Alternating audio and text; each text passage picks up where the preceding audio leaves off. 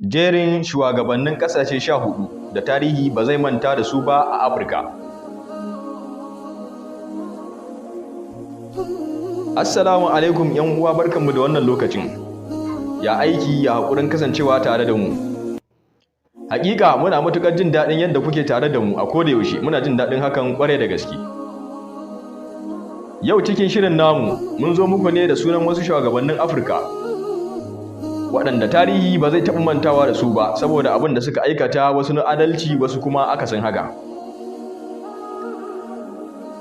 Amma kafin nan, idan wannan shine farkon zuwanku wannan gidan, ku danna sama za ku ga inda aka rubuta follow. Sai ku danna domin ku yi following ɗinmu, wannan zai ba da dama daga mun ɗora abu ya zo muku. Don haka mu je cikin shirin. Jerin shugabannin su ne kamar haka. Na ɗaya, Kwame Nkrumah. Na biyu, Thomas Sankara. Na uku, Nelson Mandela. Na hudu, Julius Nyerere. Na biyar, Patrice Lumumba.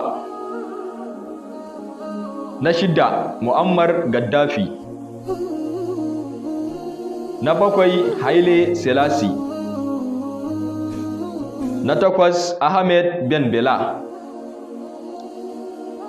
Na tara, Samora Machel.